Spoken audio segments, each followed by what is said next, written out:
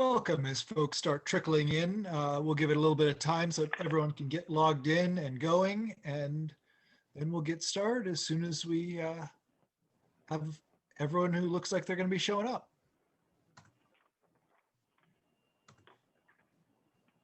Give it just a minute or two to let folks log in.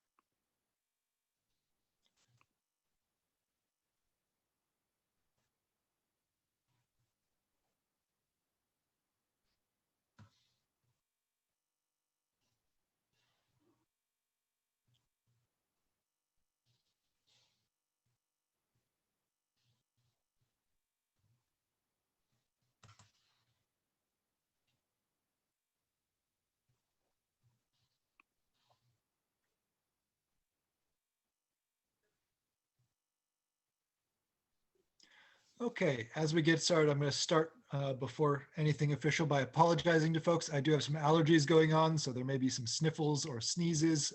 I apologize ahead of time. I will try to mute before I do anything exceptionally loud. With that said, I would like to call this meeting to order with the November 18th school board meeting for the South Whidbey School District. Thank you all for joining us. I'm going to mention, as long as we're still virtual, that we will request public comment via the Q&A function. And when you do so, please make sure to include your name and the region of South Whidbey that you are from, Freeland, Clinton, Langley, whatever, Green Bank, whatever it might be, just as you would in a in-person meeting. That we will try to answer those during the comment section at the end, or if they come up during public comment period in the agenda, we will address them then. As usual, these are for public comment. We will try to answer questions, but that's really not the purpose of a business meeting. A school board business meeting is to do some business, get stuff approved. With that in mind, we have the agenda and the minutes, and I would like to see if there's a motion to approve the agenda and minutes as provided. Move to approve. Do we have a second? And we have a second. It has been moved and seconded. All those in favor, please say aye. Aye. Aye. Any opposed? The agenda and minutes have been approved as presented. We then have the consent agenda, which is the personnel report, payroll, warrant vouchers, as usual. Do I have a motion to approve the consent agenda? Move to approve. Do I have a second? I'll second. It has been moved and seconded. Is there any comments that anyone would like to make on this?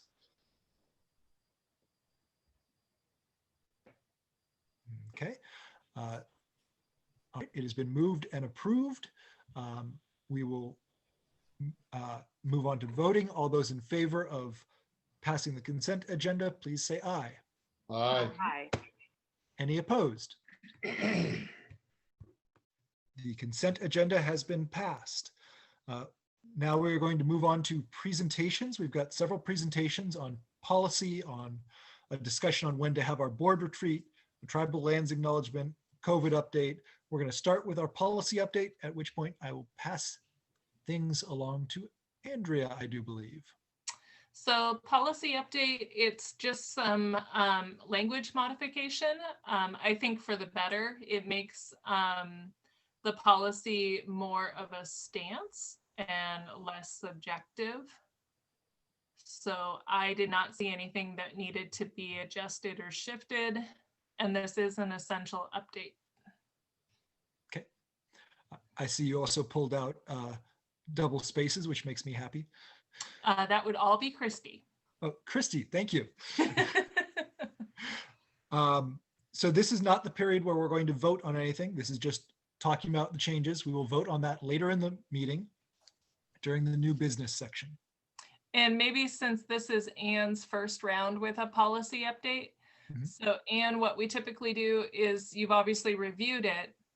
This is kind of the point in time where if there's any language changes, this is a draft. It does not mean that we have to keep it as it is, but this is the point where we would have any conversation or discussion around it.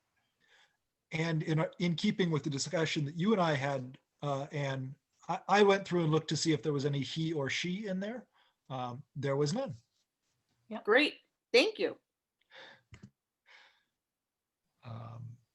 So is there anything anyone wants to talk about on this one? To Andrea's point earlier, that this is a chance to talk about it. When we and I'm going to reference one of the Q&A that's come in here also. We do not have workshops in November or December due to the holidays. So usually during the workshop is when we workshop these policies, open it up for public input, that sort of thing. And so since we don't have one this month or next month, we're having this extra time here to talk about it if needed, although it seems pretty straightforward to me.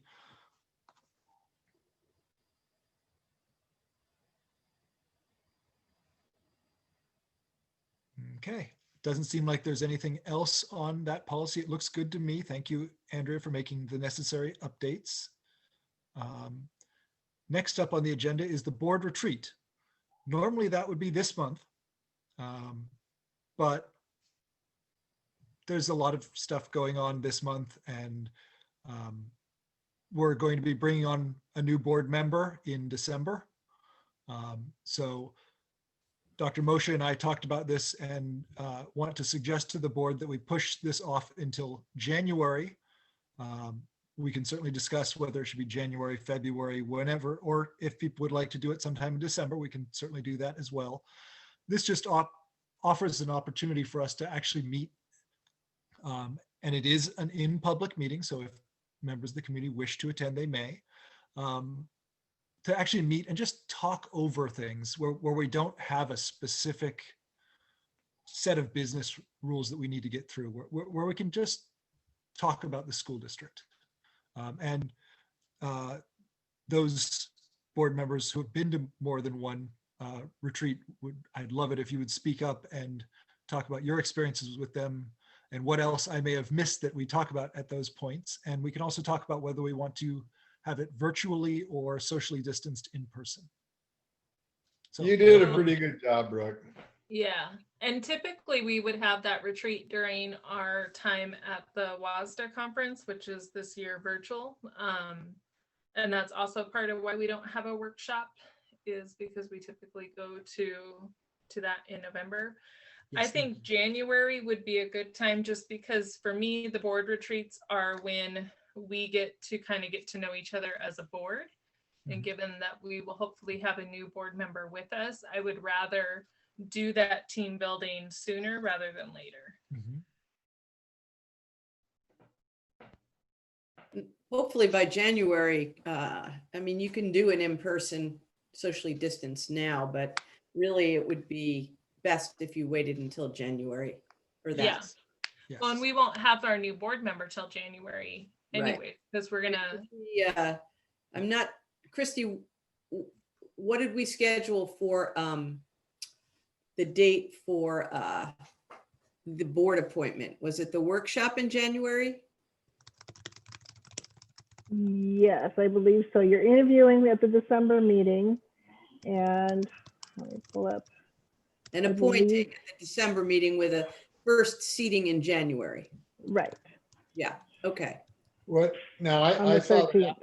deadline was December 14th. Is that still correct? Yes, that's the Monday. Yep.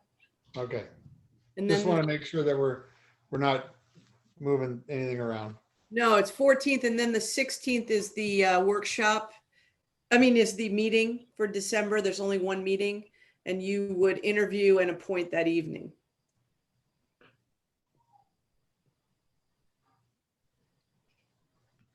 Yep, and then we swear them in at the workshop on the 12th, right? 13th. 13th. So again, in the past, Mhm. these retreats have typically been about 4 hours. The board has done them in different ways. Most recently, it's been sort of an afternoon into the evening of a board meeting, so that if you were in person, there would be a meal together and conversation, and then a board meeting that evening. So you weren't out on more than, a certain number of nights per month, right? But it doesn't have to be that way. It can be however you'd like it. But that's how it's been done in the past. Or again, it was usually a November one in conjunction with the board's workshop, and then a January retreat. So I really like the setup of going from the retreat into the board meeting. And I also think that it would be valuable, if it is practicable, if we can make it safe to do it in person. But I understand that that is a risk, and we are all risk managing, balancing risk versus reward. So I'm very interested in hearing what the other board members think about both of those 2 points, I guess, is when during a day we want to do it, and then whether we want to do it virtually or in person. Brooke, if you're really interested in having something that's in person, I think maybe the solution to that would be in a bigger space. And I might go too big in saying this, but maybe the gym, or maybe the auditorium on stage, or something where you can have more social distance, but yet still be in person. I think our current boardroom doesn't necessarily meet the parameters that we would want, but I also don't know if you want to go that big, but I'm throwing it out there just as a solution maybe to the issue. That's exactly what I was thinking, is a much larger space. we're all going to be wearing masks. If we don't share a meal, nobody takes their masks off. You could actually do it in a classroom. There's 5 board members in the superintendent, right? It would be 6 people plus Dan, 7 people. And then the public, if you were going to have the public, you could have it, just a camera and have it virtual, because people don't interact with the board during a retreat. They're only there to observe. So you could have them in a separate space. So that it's an option. I mean, we've got plenty of time to figure out the logistics. The more important piece, I think, is the date. You've kind of settled on January, but it would be, when in January. Well, I was looking at the board calendar that we have approved, and we have a board retreat scheduled for January 27th before the regular business meeting on the 27th. It's probably a good time then. Andrea or Ann, do you have any preferences on location?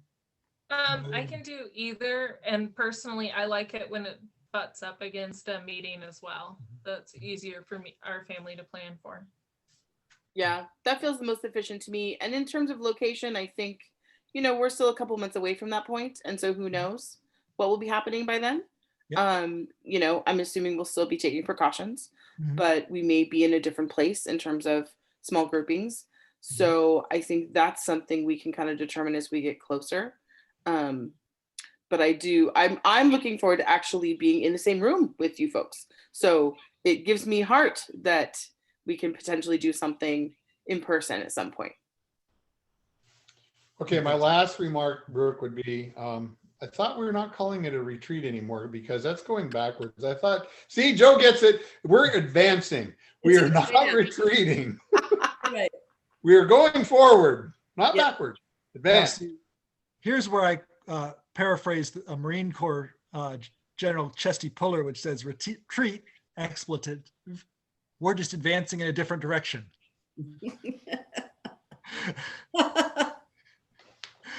Sorry, that was my history nerd coming in. We've been having a war on who's the biggest nerd here on the board.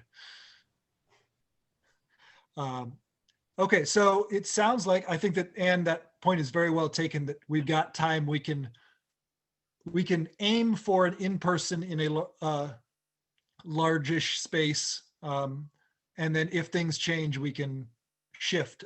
We would have at least 2 meetings, the December 16th workshop and business meeting, and the January 13th workshop to discuss how we want to do things and to check in on how all of the numbers are doing. We will vote on this later, but it sounds like we have a consensus on aiming for in-person and for doing it before the meeting on the January 27th. So with that part done, let's move on to the tribal land acknowledgement, which is something that we've been looking at as part of our equity process. So real quick, Brooke, yes. there's a question in the Q&A that I think would be prudent to answer before we get to our public comments section of the meeting. Yes, thank you, Andrea. Yes, our business meetings are not generally for asking questions. However, in view of the Zoom methodology, we've been allowing questions to come in during the, let me get the name right, during the report section, and Dr. Moshe has been kind enough to answer them at that point. If you have a public comment, just a statement you'd like to make, please put it in the Q&A section during, before or during the public comments part of the agenda. If you have a specific question, we will answer those either if it is in relation to something we're talking about as we go, or during the comments section, during the reports section. So we will still take questions because I think that that's a very valuable part of this mode of meeting. Thank you, Andrea, for bringing that up. And now, Christy, if you would take that away. Yes, today I am presenting to you a proposal for the tribal land acknowledgement for South Whidbey School District. Our vision, there we go.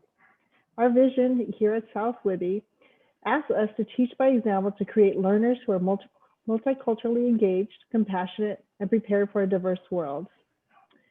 I won't read all of these, but there are many reasons to adopt a land acknowledgement, including recognition and respect, repairing relationships, supporting reconciliation efforts, and inspiring ongoing action.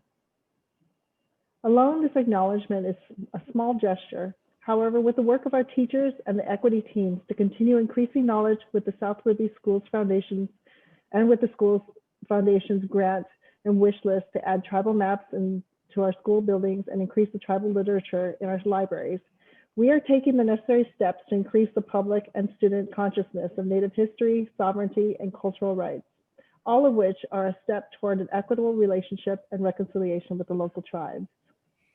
The U.S. Department of Arts and Culture have put together the short video, which will explain everything a little bit better. I'll play this for you.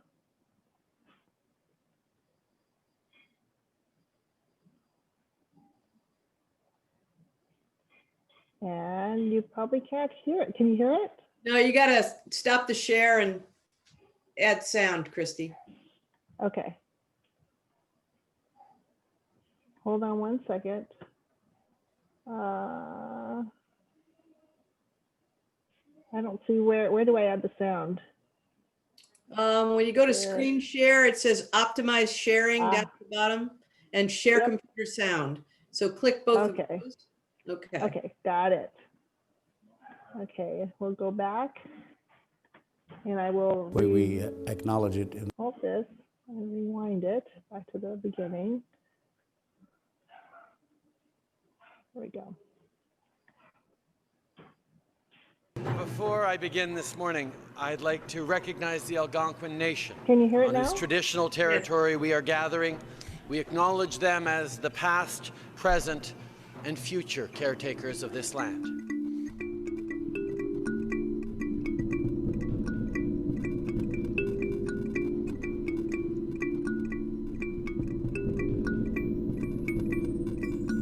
Wherever I go on God's green earth, I do the Lakota tradition of acknowledging the four directions, the land, and the people living there.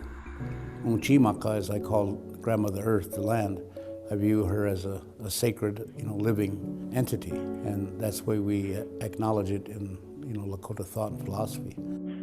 As a Native person, I'm ready for any kind of confrontation that might come up, or I'm preparing myself to remind people of all those things that they forget about.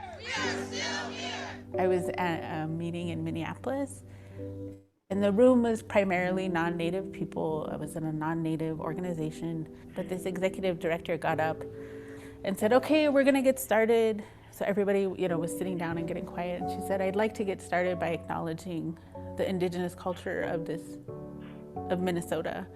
And I was like, wow. And it just made everything fall away a little bit from me. My guard went down, I was more relaxed. Because by saying that, that means she understands something that is just you can't talk about, right? It just relaxed me as a minority, as a woman, and as a Native person. It just pulled away this layer that's always there, It was super cool. We're at a time where non-Native cultures are understanding the traditions of Indigenous peoples for probably the first time in our histories. So when I go to New Zealand, the protocol is to acknowledge each other's ancestors and your mountains and your rivers. And that's such a beautiful tradition. When people are in that space and say, we acknowledge who you are, this land, where your people come from, they're saying we acknowledge a relationship, but we're also creating that relationship. This is a good thing. The important thing would be that folks would then sit with that. What does it mean that our settlement is occupying this space? And what responsibility do I have considering that legacy to these contemporary things, right? And how do I stop distancing myself from that? Ideally, that would be, for me, the impact that this has. If you start acknowledging that the land that you're standing on and the space that you are in belong to people that are still here, make so much more room for understanding of all these other issues. It's one of those little things that if it could just tip a little bit, all the dominoes that could fall from it, I think are important. Now I'm imagining it and wanting to live in that, the thing that I'm imagining, yeah, that's actually really beautiful. It's just being a genuine human being to acknowledge each other's histories, the good and the bad.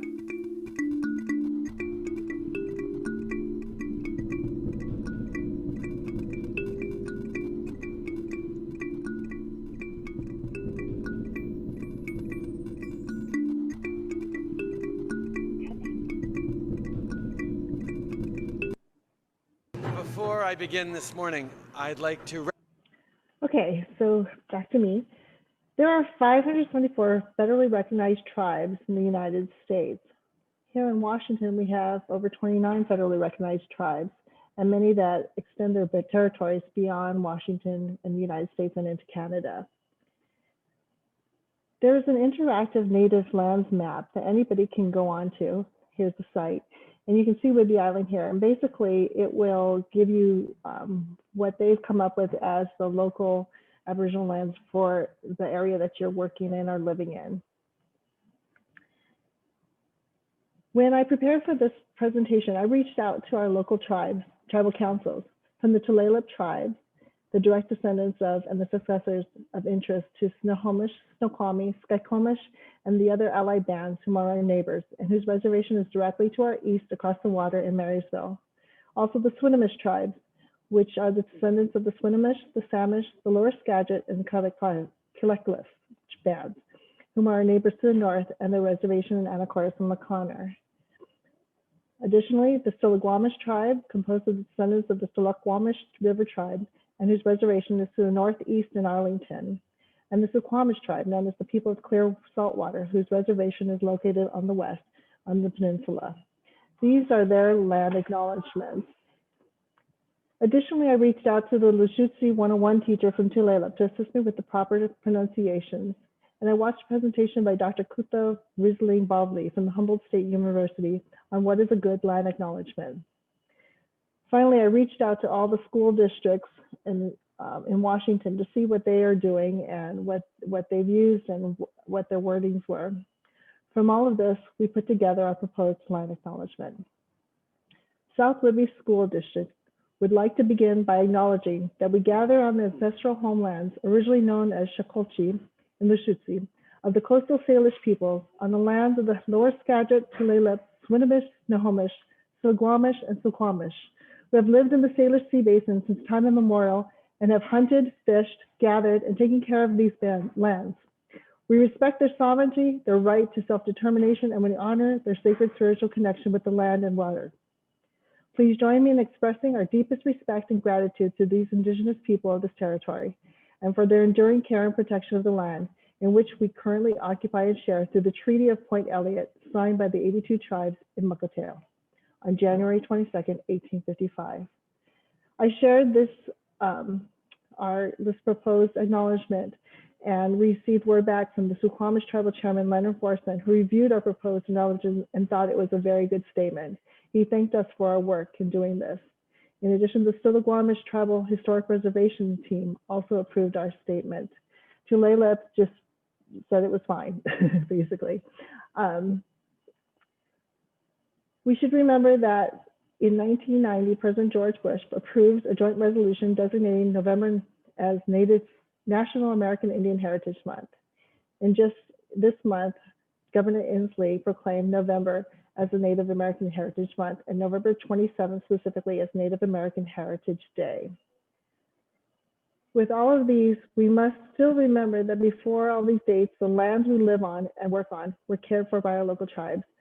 The last slide is a contemporary music video that I will wait and play at the end of our meeting today because it's a little bit longer and you can stay on or not stay on.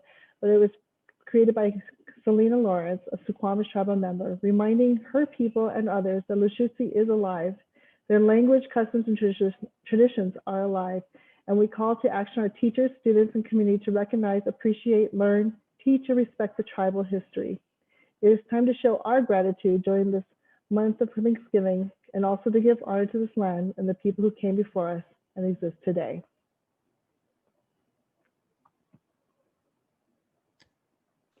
Thank you very much for putting that together. You're welcome. There was clearly a lot of work there, and you obviously very invested in what you're doing, and I love what you've put together. I'd like to hear from the other board members before I go on about my opinion about what their thoughts are on adopting this as something to start, whether it's our board meetings, whether it's any meeting within the school district or what.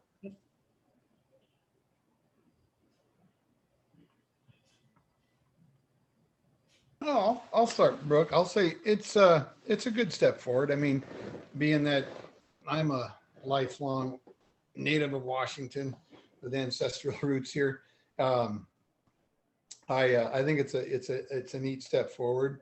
Throughout my time here, I remember working in Boise State when I was in high school with the Makah Indian tribe, and then of course when I graduated from high school and it was in college, I spent the summer in Yakutat with the Tlingit Indians, and I have a great affinity for our Native Americans, and of course my wife is almost 25% Native American. So I think it's really a neat thing to do here, Brooke. You're not going to hear any complaint out of me about it. I'd like to note this is not something that I requested. This is something that Dr. Moshe came to me with, so I should take no. I'm addressing you as the board president just because you asked the question. I'm not saying that it's Excellent. your grand scheme idea, because I didn't think you had that in you. And just to give a little background, it really does come out of our equity work. We're working to recognize our BIPOC community especially. So it really speaks to what we've been trying to accomplish over the last several years. It's one piece of it. It's one important piece. And really it's, Christy did all the heavy lifting. And I really appreciate all of that. Yeah, thank you, Christy, for all that hard work and all those pronunciations and all of the I mean, really beautiful presentation. You know, I've been in groups where this has been a norm, and it is really grounding and centering. And I think I was really moved by but I've always looked at it from the perspective of being a white woman. But I was really moved by the person in the video when they were talking about how many layers of worry it took off of them and stress, because they felt a little more belonging and a little more connected to the group they were about to be a part of. And that's super powerful for our kids. And so I think this is a fantastic way to just remember how we now connect with the land and connect with each other, but that there is this ancient, ages old history of certain peoples with this land. And that's important to recognize. And I would just echo everything Anne just said. Christy, you did a fantastic job. I can see that there is a lot of care and consideration in how you have phrased the statement. And I really value that you worked with the tribes and connected with them to seek permission for it prior.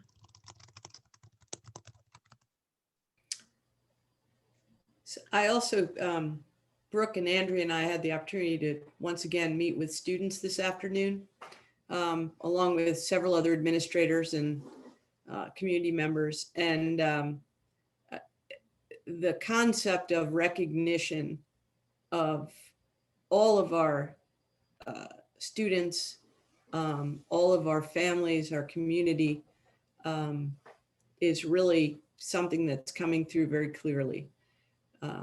Along with our need to continue to communicate and work on that. But I think this is a really important step for us to consider. Dr. Bocha, how much Pacific Northwest history now are our students required to have in middle school and high school? I know that when I went to school here, you know, you had to have a semester in middle school and a semester again in high school. But very valuable, but I've heard some people say in the past that maybe it's not as valuable anymore. And I would disagree with that. Well, it's a graduation requirement that every student take Washington State history. So that is a requirement. We are actually looking at our social studies curriculum at the high school at this time and talking about what we might do in terms of broadening it, so that would we have an ethnic studies class along with our world history class and AP US history? How are we going to design it? But we require 3 credits for graduation. So, you know, again, it's something that obviously is important. So, but it's really threaded throughout K-12 because of our environment and where we live. But the difficulty that has been brought up more than once is that our students want more history that is, I'm not sure of the way to say it, but basically not from the colonial perspective, not from the white perspective, but from the perspective of those that were in these, help me out. You know what I'm trying to say? The actual experience of those oppressed people and expressing that accurately and honestly, as opposed to whitewashing it. Mm-hmm. So again, you know, I want to acknowledge the people who are on this land, and we know that the land was not given, it was taken, and to acknowledge that we know that and that we want to reconcile. Yeah, I think that this is a fantastic statement, and I would love to make it policy for whether it's policy or whether it's just tradition that we read it at the beginning of each board meeting. I think that that would be wonderful. I'm curious if we want to make it something where we say it at the beginning of any large group meeting in this school district. I certainly could make a commitment to do that as the superintendent to open any of the district-wide meetings. I think the other thing that we could do is we could create signage and post it at the entrances of buildings. So that it's one of the first things that people see. And, you know, Joe, that kind of falls under your bucket and your umbrella, but I would be in support of something along those lines. And I don't even know that this would be a policy so much as just an agreement. Yeah. It's a practice. Yes. It's really something that we're committed to doing. Yeah, I agree that I don't know that it needs to be a policy, but it should certainly be a practice. Well, I think it can be a practice that's driven by students too, at their ASB meetings, at assemblies. Yep. Because it sounds like they are very open and very ready to embrace this and to teach us how to embrace this. And so let's take their lead. We do have one comment from the community that says, Lori, who did not mention their full name or where they're from, but that's okay. We're still working on practicing that. That says, I really value this. I know it's not up to the public, just sharing my appreciation for the land acknowledgement. Just a moment, my daughter is coming up, is about to go to bed and wants to get a hug real quick. So please continue talking. I am listening. So we do have a couple of comments in the chat that I'll read. Nice job, Christy, for a wonderful presentation. Thank you for the presentation. I appreciate you taking the time to put this together. I loved having Avelika visit Mrs. Davies' class when Judah was in second grade, teaching us and even taking the time to show us a dance as well. Field trip to the Tulalip Tribe Cultural Center is an amazing learning experience. I went with fourth graders in the past. Hopefully that will happen when the kids get back. Okay. Okay, so thank you for the for filling that space there, Dr. Moshe. And I'm a big advocate of field trips. I think Joe knows that. Love getting kids out and about. I went on that one with sixth graders and it was amazing. It was a great field trip. Yeah, that's one thing that a lot of the tribes have been able to do more of. There's more museums that are coming about. There's more that they're able to reach out and do cultural projects to bring people in that they haven't been able to do in the past. There's more funding for that. And so we'll keep our eyes open for, I'll always send, Avelika actually spoke with Mrs. Crazy's class this last week. Yeah, and she's more than willing to talk with any of the other classes if they want it. So, you know, education is the big thing that we do here, right? And I think just to give it as much as we can is always wonderful. Can we make this accessible, both the slideshow and the video and everything on the website as well? Yeah, absolutely. I was going to make a whole page for tribal land acknowledgement and just basically adding the slides and then things that we're doing as well. And there's a lot of links. I looked at a whole bunch of different school district websites and saw the different things that they've been doing. And so stuff that we'll borrow from them, but also what we do, like the visit that we do to Tulalip and some of the different things. We'll just put them all onto one page so that other teachers can learn from each other, which will be good. Fantastic. Because that really boosts the learning, like Joe was talking about earlier, where, you know, the traditional canon is fairly whitewashed and fairly male and fairly colonial.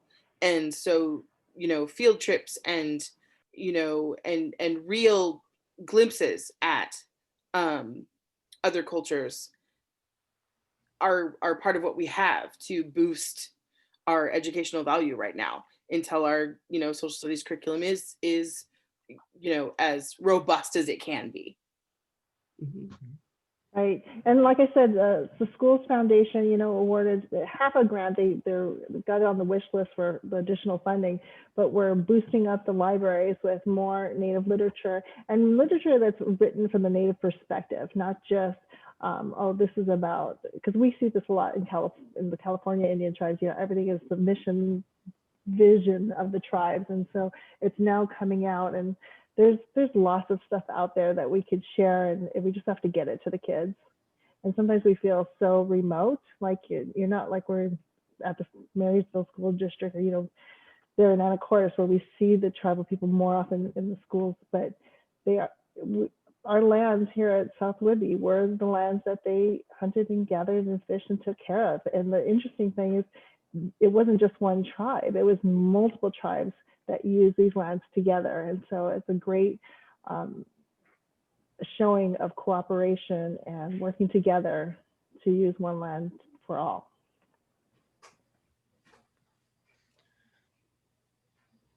So we have this appears in our new business as well. So to approve it, so my suggestion is that we make this policy. Or not policy, that we make this practice. And it sounds like there's suggestions and approval for posting this various places, both on the website. Thank you, Ms. Maccaro.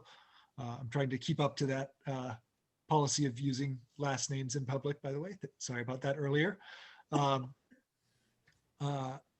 Get it up on the website, up in the schools possibly, but that would be up to Dr. Moshe. Basically getting this out and about throughout the district, and also making it practice to begin our meetings. Unless there's any further comment, I'd like to suggest that we make that the proposal to discuss during new business and move on to the final part of the final presentation. Okay, so we are set with that. We now move on to the COVID update and face-to-face instruction plans. Dr. Moshe. Sorry, before we get into that, there are a couple more comments that are. That's good, because I'll get my screen share ready then. Yep. So these go into this. Amanda Murphy said, beautiful idea to make this acknowledgement, totally in line with our current progress toward becoming a more equitable district. Michael Hastings said, I know of a totem pole that is hopefully going to be restored. That would be a great hands-on activity learning for students to be a part of. It's being stored in Langley. That's not board purview, but I think that sounds like a fantastic opportunity for building administrators and teachers. You should make sure you know the story behind the totem pole. Every totem pole tells a story. Yes. Just to make sure it's the story that you want reflected. All right, so I want to bring you up to date on where we are. As you know, we're living in the midst of a global pandemic. It's had a tremendous impact on what we do. And everybody, bar none, wants to get back to face-to-face instruction as soon as it's safely possible. So I just want to put that pretext there. And no one wants our kids back in school more than our teachers and our staff. So tonight's agenda, I'm going to go through our goals of what we're doing, how we're doing, next steps, what it looks like in terms of metrics, and then ask for the board to have conversation and give us guidance for our next steps. So our first priority is the safety of everyone. That is how we have gone through this crisis. And we want face-to-face instruction, but we want to do it as safely as possible based on science and the metrics that we see. And providing a robust education for our students, regardless of modality. This is a real challenge. For some, it's way too robust. We have, a lot of students who are struggling with this. It's very difficult for some, and it's actually for a minority of students, it's actually a better opportunity for them. But most everyone wants to get back socially and emotionally to school. And we know that. Dr. Moshe, your screen share is not sharing. It isn't? Nope. Okay, let me try again. Nothing is sharing? Nope. I just have the gallery view. Christy, do you see it? No. Okay, let me try again.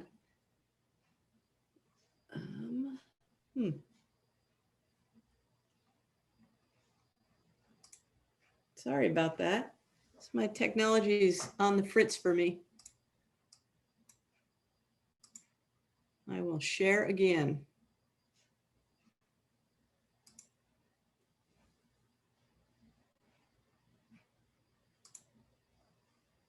How about now? Anything? There we go. All right. Well, I'm not going to say it all again, but I certainly thank you for telling me it wasn't sharing, Brooke. I could have gone through the whole thing. So this is where I was actually on the slides. So safety protocol, we actually have safety protocols in place in school. First and foremost, everyone must wear a mask at all times, with the rare exception of students with special needs who may be unable to do so. Maintaining social distance, no crowding, hygiene, sanitizing, health attestations, taking temperature, and especially in our current situation, cohorts of students that are kept separated from other cohorts of students. So who's in face-to-face since we last met? We have kindergarten 4 hours twice a week, students with special needs 2 to 4 days a week in all of our buildings, and over 100 additional students began on the 9th of November, and they're in all the buildings. So it's K-12. Again, students furthest away from educational justice. Teachers participated in deciding who needed that the most, and we reached out, and those students are now in school. And again, it's a struggle. It's hard to, but they're really, it was like a gleeful first day of school on November 9th. Students really enjoyed being back. This is the order of operations that we talk about. Next to come would be K4, and it's to hybrid. So again, we're looking at 2 days a week of face-to-face instruction and 3 days a week remote instruction. Then after that, it would be 5-6, and then finally 7-12, while continuing with distance learning for those who want to stay on distance learning. And obviously, this all depends on the state of COVID. So on campus, we've had individuals who've had to quarantine. They were not ill, but they may have been exposed outside of work, or they were ill, but it wasn't COVID. So they stayed out of work. And in that case, we've had to cancel classes if we didn't have a staff member and didn't have a sub. So that has happened. But otherwise, we've had no cases in schools so far.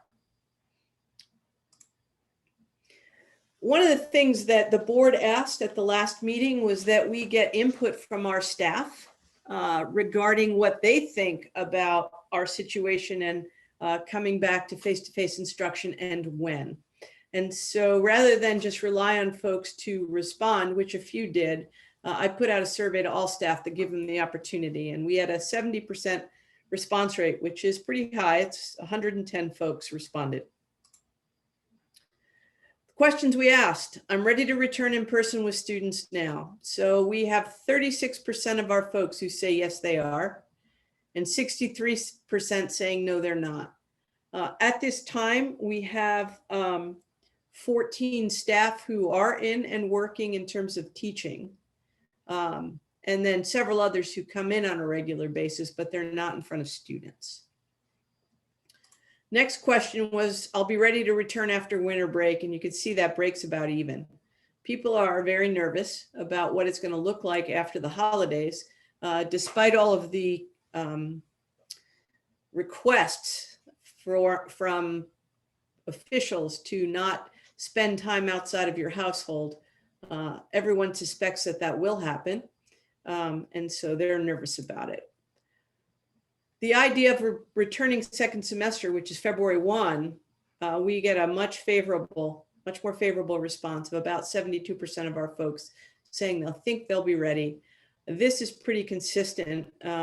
We think about, well, this says 28%, but 28 to 30% of our staff, for various reasons, feel that they would not be able to return until we have a vaccine.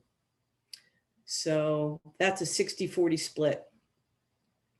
We also had a place for comments from staff, and I did not provide you with every comment, but I gave you a flavor of, we go from ready to go and hurry up to not ready at all and don't know that I will be.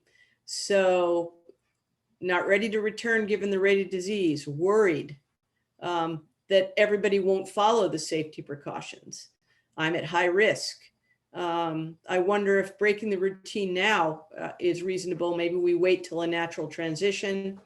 February 1st seems like the safest option. Too, I've been in school since we closed and have had no problems. I work with children in the outdoors, so it's not been a problem. So again, and folks saying, hey, we've got kids that are going to want to graduate soon and we want to get back to them. So we have a range of input from our staff, but it seems pretty clear that going back right now is not something that people favor, but second semester is looking more promising. So I have some more information for you. This we know, but I'm going to go over it. The governor's orders. This was one that I had to kind of shake my head about and figure out why and talk to the health department about, because it seemed like a contradiction. It seemed that if we can't have a group more than our household, how is it that we can have school? Because it says here, K-12 is exempt, but indoor social gatherings are prohibited. So how does that reconcile? And then it talked about sports being only outside practices. So my question to the health department, actually the answer made perfect sense. And I spend a lot of time in these calls with the health department. So we come to know a lot about what's happening, but the real reason is because the mitigation in school is something over which we have control. Students in our care have actually been quite compliant with wearing masks, being at 6 feet of distance, not taking it off except to eat and when they're appropriately separated and outside, and that the general public, this is not my quote, but it's a quote, lets its guard down. People get into gatherings with their family, for example, and may be symptomless and yet spreading COVID. So the behavior of our communities around the state is having a direct impact on whether schools across the state are able to open or not. And that's a piece of this. It's not all of it by any means, but it's certainly a piece of it. So that's how that was made sense to me, that yeah, we do control people much more. It's why retail stores, yes, they're limited in number, but they control who comes in. The biggest risk are restaurants and bars. That seems to be where the biggest spread is happening. So here's the current state of affairs in Island County. These are the metrics that you've seen every time I've presented, and they're up to date. And you can see that we are now up in the red zone, 85 basically per 100,000, which is the highest we've been except for back in March when we originally closed, and it's on the upswing. More cases were reported today. As of this morning, there were 508 cases in Island County. And encouraging people not to gather at all over the holiday break is the message from the health department. Other than your own personal household, no traveling and no outside gathering, so on. We've heard that information over and over again, and it's very clear why that's important. The phenomena of COVID fatigue is apparent. We're all in the same situation with that. Our neighbors, and I know last time I brought these numbers up, folks weren't too happy with me, but I'll bring them up anyway. Snohomish County is 281 per 100,000. Skagit County, 279 per 100,000. And Whatcom, they didn't even give me a number. They said they're getting slammed. I don't really know what that number is, but that was the answer. So that's where we are. This is an interesting decision tree that I want to give you a little bit of information about. So we are here right now. We're in the high zone. The trend in cases is up, and the positivity rate, which is of the people tested, how many are positive? That's the positivity rate. It's not less than 5% right now. It's up. So we are right where we need to be in terms of what we're doing, educating our students right now. Distance learning with the option for limited in-person learning in small groups, the highest need students, students with disabilities, so on. So we're recommending that we continue doing what we're doing. This was where the moderate, where we were carefully phasing in-person learning, starting with elementary students. So again, the next in our order of operations would be grades 1 through 4. Well, the decision tree is changing. And again, very interesting conversation. This was this morning. The governor's rollback. That's a huge effort to get the disease back down, to relieve the hospitals, to bring the positivity rate down, and to get people to be cooperating. Again, population encouraged not to gather during the holidays and stay within the household.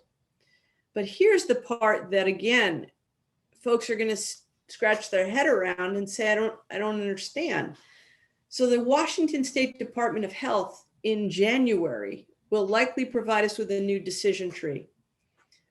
That's what they're anticipating at the county health department level, and as well as at the OSPI level, is that we will see a new decision tree, and low will be changed to 50 per 100,000 as the max, and moderate would move closer to 200, and high would be above 200. So the real push is to get schools to safely open back up to face-to-face instruction. That's the encouragement. Our decision matrix is, this is where we are. So we're on November 15th. We're well above 25. We're in the high range. If we had met our metric, we were going to move 1 to 4 into hybrid. We clearly have not met the metric. And so the next step would be to review in January. And then move to the next step in order of operations, which would be this 1 to 4, since we can't do it given where we are right now. So we are making a recommendation administratively that we continue to prepare as if we are opening. We're doing all of the precautions in our buildings. We're putting the signage up, and we've got the floors marked, and we have the personal protective equipment ordered. We're talking with teachers about additional protective equipment that would make them feel safer and more comfortable so that we can return students. But I'm recommending that we leave things as they are and return in January and consider where we can go from there. I'm happy to take any questions from the board. And I would love the board to have discussion about what you're thinking and how you would like us to proceed. So Joe, I think you're spot on with it. And, you know, as somebody who's in a similar boat as you with whether to expand or not, I don't know of a single district right now that is expanding. And so I think that we are holding steady and we are in alignment with what the Department of Health is asking. We're in alignment with what OSPI is asking. We're serving kids the best that we can. And I think that we're doing a good job at that. So I think hold steady until we can get this under control.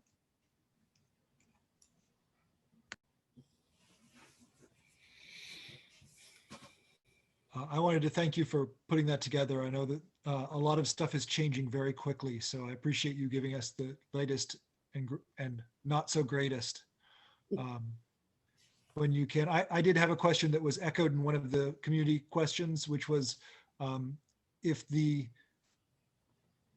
next check-in is in 4 weeks, why it was listed as January rather than December. Well, we certainly can check back with you in December, but it makes very little sense educationally to be starting anytime sooner than mid-January. We can't possibly come back off of winter break and start right up on the 4th of January. We would need time. And second semester is a more logical time for the upper grades. So we can give you an update in December, but it seems, the check-in seems pointless because I'm not sure that we would want to move students in any sooner than after the winter break. We also don't know what's going to happen over winter break. Well, and I that's a tend to piece of agree. it. We've got people very concerned about what's going to happen over the holidays and so on. In schools, typically when we're usually in classes and things are perking along, this is the most disruptive time of the year. Holiday breaks and kids getting excited and so on and so forth. It's not the best time to bring kids back into school. So that's why I didn't put a December check-in, but if the board wishes, we are happy to do it. I tend to agree with you. I just wanted to make sure that we bring up the fact that it wasn't following what it said. I agree with the reasoning and agree with the decision, the recommendation on that. I just wanted to get that out there. Well, I'm looking at the teacher surveys too that we looked at the beginning of the presentation.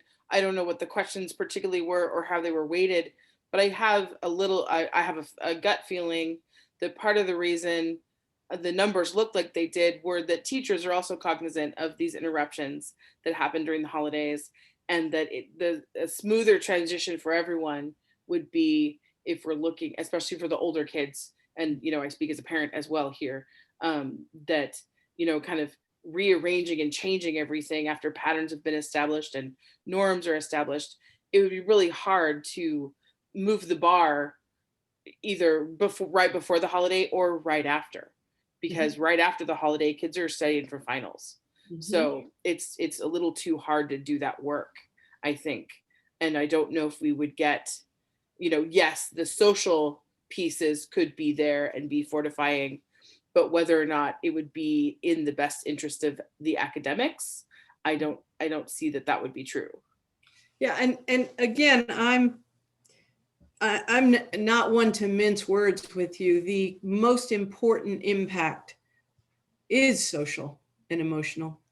The idea of being in school for a hybrid model, a few hours, a couple of days a week, is really to make sure that kids are connected and feeling supported. The academics are happening in the remote situation again, but from your own students' perspectives, it is not the best modality. And we know that. Until we can get back to full-time face-to-face, we're going to continue to struggle like this. There's also just, I think it's important to speak to, there are staffing logistics also with expanding and bringing people out. So our teachers are also parents, our teachers are also high risk, and they have options in terms of COVID leave or FMLA that they can utilize should they need to. With staff who are needing to access those pieces, there also then creates time where we have to find replacements or substitutes or. And, and again, you're absolutely right, Andrea. Our sub list, people don't want to come in. There are a few who will. Our teachers are doing a good job at coming in, but being with students, there are some folks who are at high risk. So you're absolutely right. All of this, and Anne, just to answer your question about how the questions were asked, it's just like that. They were yes, no questions about people's comfort level. And you know, and we did do a parent survey as well. And we were back then at 30% saying, no way will my kid come in until there's a vaccine, and 70% saying, please bring my kid into school. This is it is focused on students, but we have to staff for those students. And if we don't have staff for those students, then because they're either sick or they're vulnerable or they're unable, we have to consider that as well. So we are looking at the whole picture. And that's why I made the recommendation I did. I want to note there are some questions coming in. We will get to those after we finish our discussion, questions from the board members, but we will get to those before we break out of this section. So are there any other comments or questions from board members?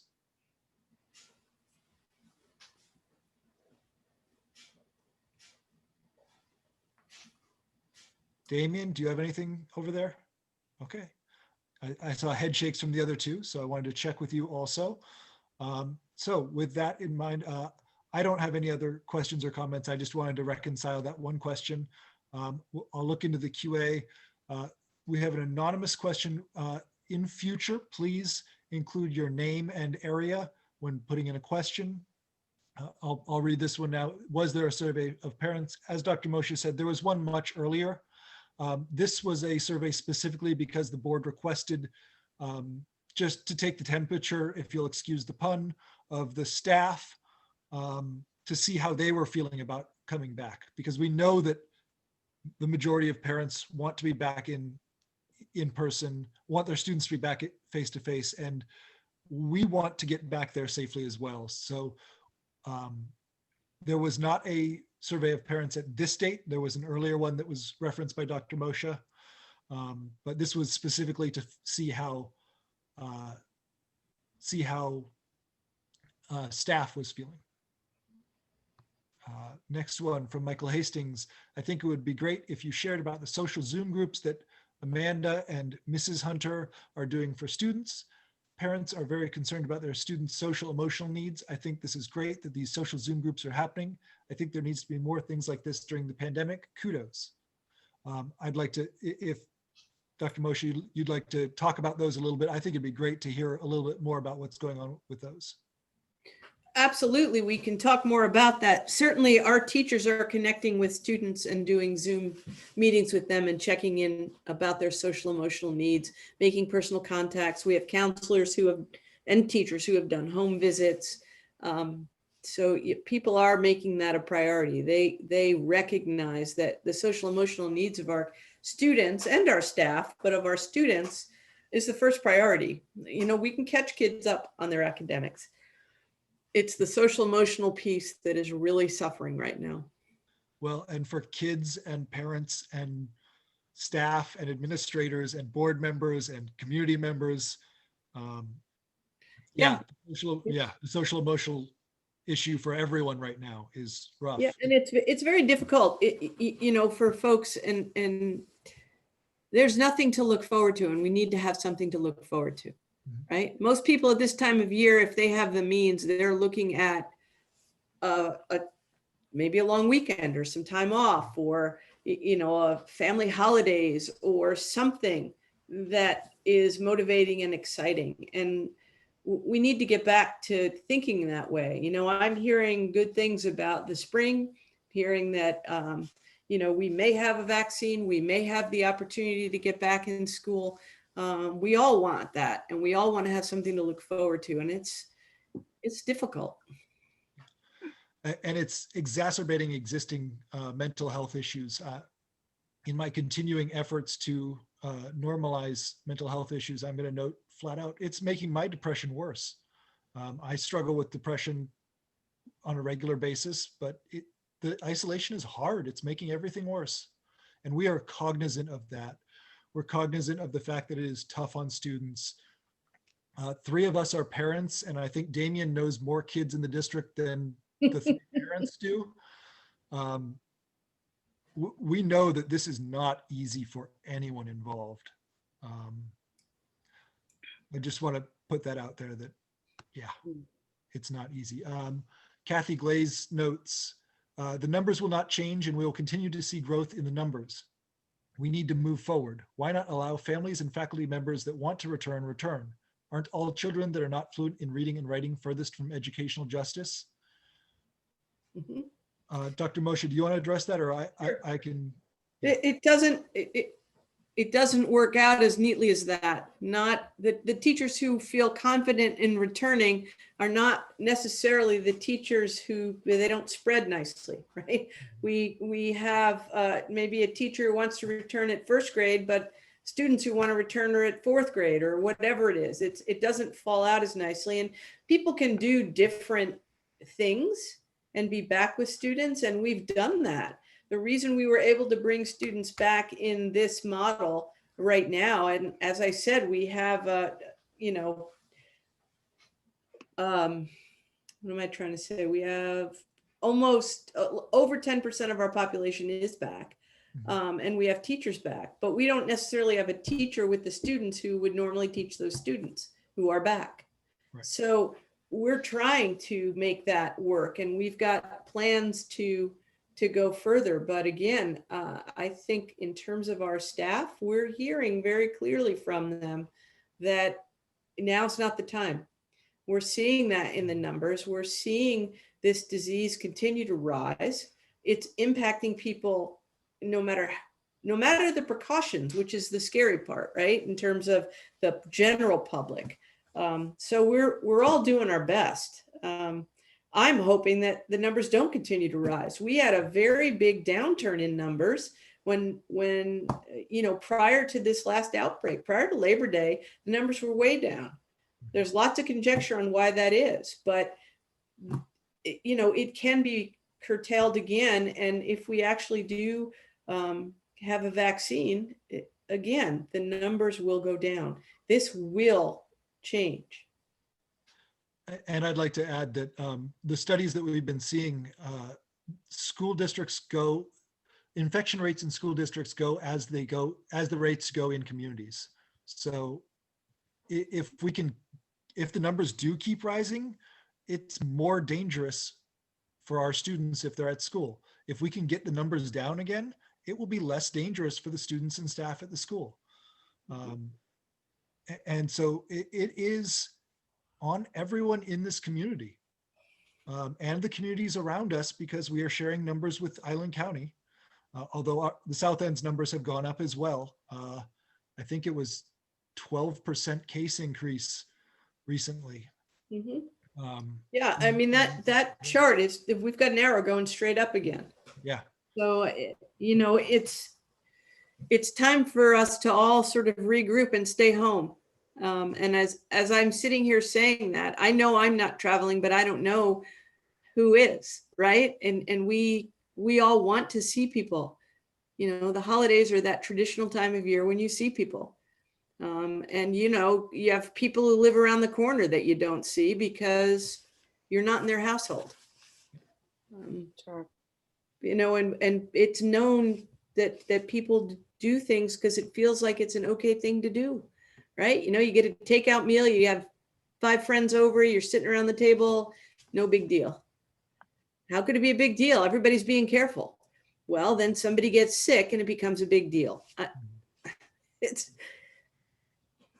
think Andrea stated it really well last meeting, where we all want to err on the side of caution, so that when we come out on the other side of this, we realize that we overplanned and we exercised too much caution.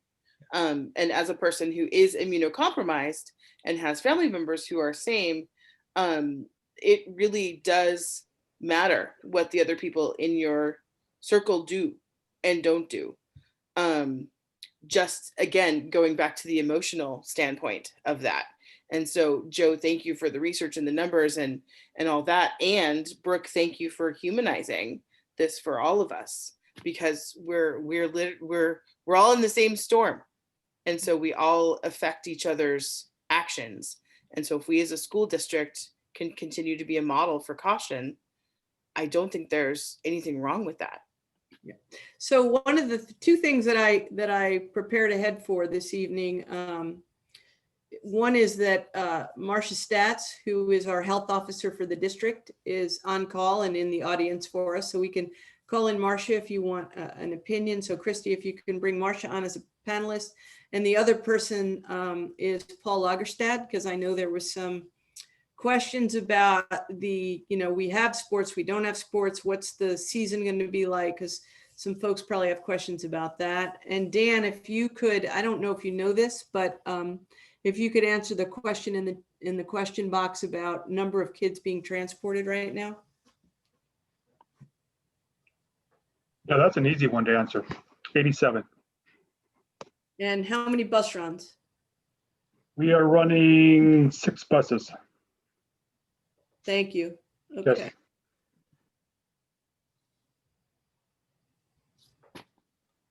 So I'll run through the existing questions real quick. Thank you, Ms. Stats and Mr. Lagerstad for coming in. Let's get these right away. We've got Valerie Brown saying, well said, Anne, and Michael Hastings saying, thank you. Just want to note those right away before getting into the actual questions that come up. We have another anonymous question. Again, I'm going to give a final warning here. Please include your name and where you live with your comment. This is the same rules we would have in an in-person meeting. I will read this one before we make a cutoff on they have to come in with a name, at least. It is, I can't even have my children home for Thanksgiving because my spouse is with 25 children a week and dependent on those families' choices and exposures. Yes. Yeah, this is an example of community dependency where what we can do depends on what those around us do. And it's hard. It's very hard. I may be reading too much into this, but I can tell the frustration in that statement, and I agree with it. K family. I think it's pretty safe to say that most of South Whidbey has been staying home. You're preaching to the choir, the ones following the rules and doing the best we can. Some of us have had to leave our homes to go to work, and that is a reality. 2020 has been a lot of staying home. Yes, It has been a lot of staying home. I have seen people around the South End without masks on. I'm not going to call out anyone by name because I don't know most of their names, but there are people in the community who are not taking this as seriously as they could be, and it's causing issues because we can't bring our kids back while it's not safe. Before I get to the next Q&A, I did want to ask Mr. Lagerstad if you could give us an update on sports, the sports seasons and the sports playing. Since we do not currently have a WIAA board rep, I will ask the question of what's up? Well, as all things COVID, we are in a constant state of flux with athletics. And part of the challenge is there's just so many agencies that put input for the guidelines that we operate under. You know, the State Department of Health, you've got OSPI, there's Island County Department of Health, there's our district, there's the WIAA, which is the governing body for athletics. And most recently, the governor's office, who put out the restrictions on Monday that we've already discussed and Dr. Mocha showed. So right now, the state is all indoor practices are stopped. We cannot do any more indoor practices, whatever, no weight room, no, not anything indoors. We can continue outdoor practices. There could be some of the sports that were indoors that may choose to move outdoors, more of a conditioning type of thing. What I will say is I want to give a big shout out to our coaches. We talked a little bit or a lot about the socio-emotional and the connections and the being part of something bigger than just us in this time. And our coaches that's what athletics is about being part of something bigger than yourself and team and being part of something. And our coaches are not on contract. This is volunteer time. It's the love of the passion for their sport and a passion for our kids. And they've been awesome. And it's been great for our kids. So right now, like I said, it's pretty much shut down. We did have a WIA meeting today and a league meeting today, and there was some changes from the past. We were going to start up with the first season at the end of December. That has been pushed back to the 1st of February. We'll still have 3 seasons, all the sports that we would normally have, and they would each be about 6 weeks. And we would start with the basketball, boys and girls, and wrestling, and then have the normal fall sports, and then the spring sports. A different element too is originally it was going to go till the end of June. There was enough pushback from in the state that said, no, we need to end in the middle of June, more normal time, before, not after graduation. We don't want to go later than that was the word. So we're going to end at about the middle of June, shortens the seasons down even more. And Damien, I know you asked last time about overlap. We could have an overlap of about 1 week per season. However, that week would be part of practices, that the required number of practices prior to participation. Kids that were in a sport, so if you were in season 1 and you wanted to be part of season 2, that last week of your season 1 would count as practices for your season 2. So you wouldn't start from 0. So there would be some overlap, but there would be no missing of competitions, and practices would be counted. That's where we are now. We had a league meeting. Again, my philosophy, where we're working with at South Woodby, is my goal is to have our kids have the best athletic high school experience they can. And I'm looking out for our kids. To me, at the end of the day, what's going to be determining whether our kids can play is our county numbers.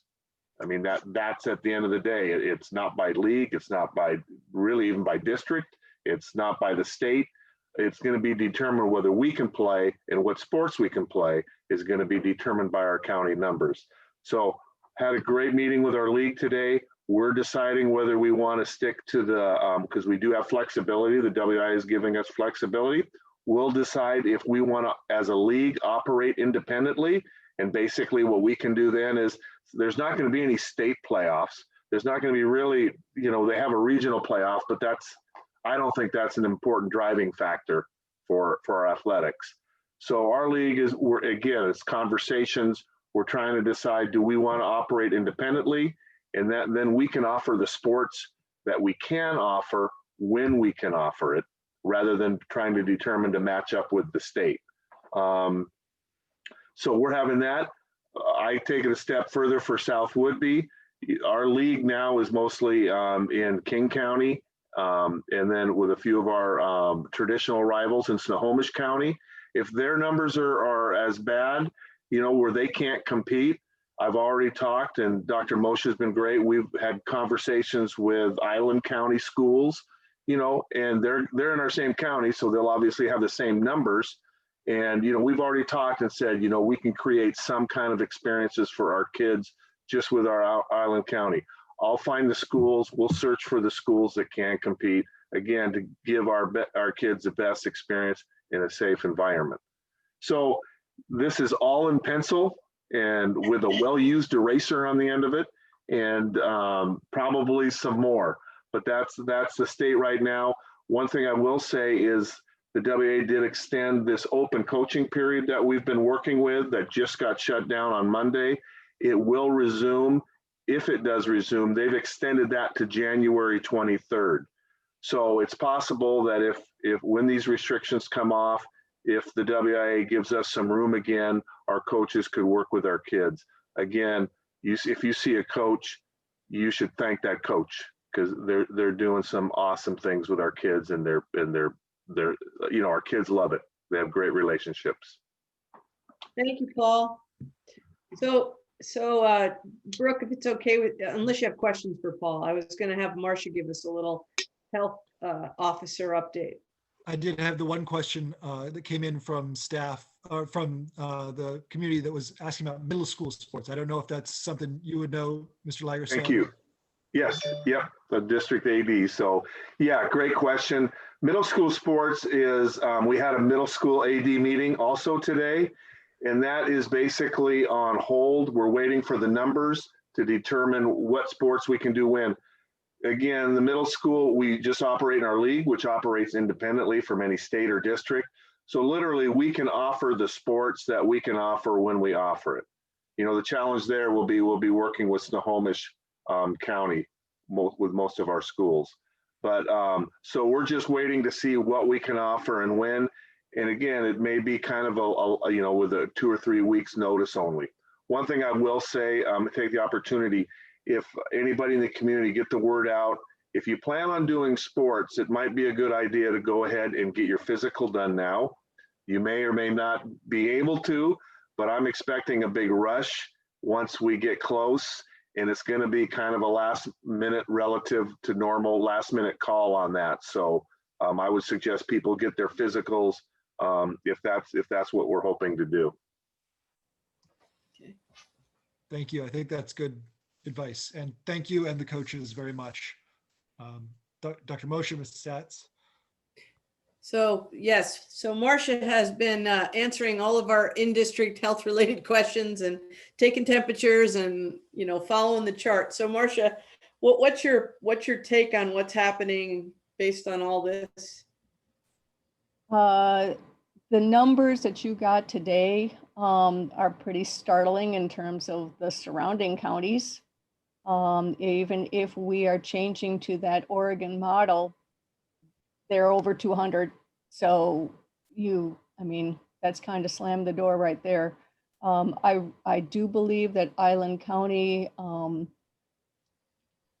that our population has really tried, and I think that's why we've done so well, is that people are very respectful. There are pockets, of course, of people who feel that they should never have to wear a mask or don't necessarily believe that COVID is real, even here.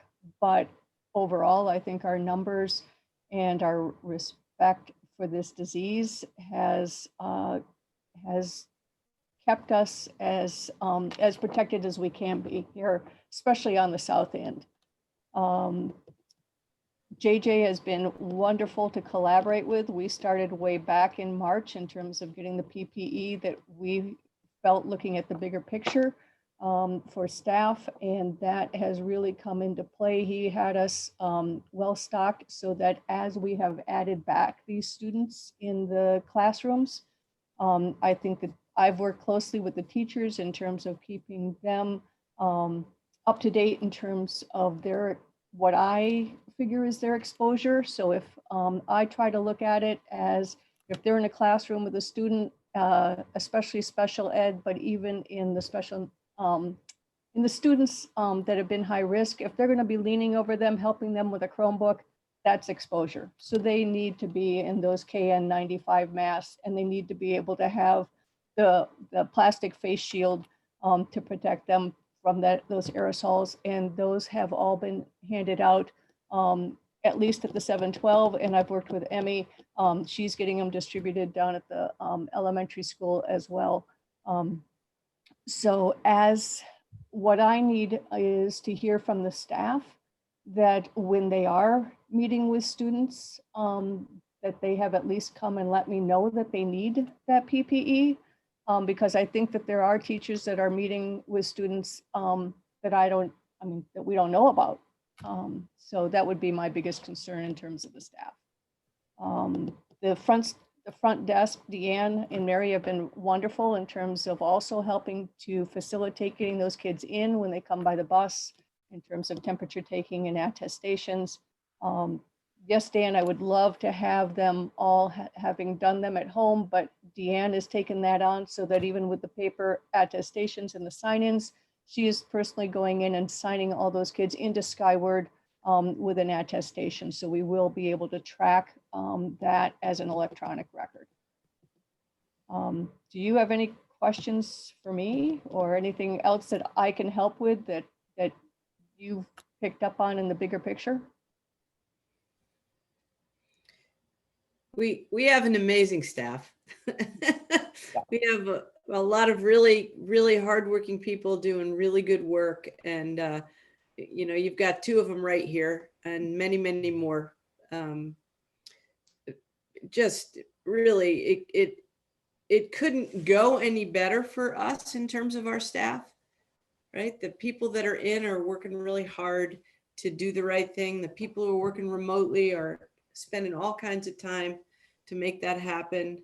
And now we're gearing up for hybrid model for the rest of our students, which means, reorganizing again, because it's an impossible task to ask somebody to be in person with kids 2 days and still handle the kids on their caseload who are 100% remote.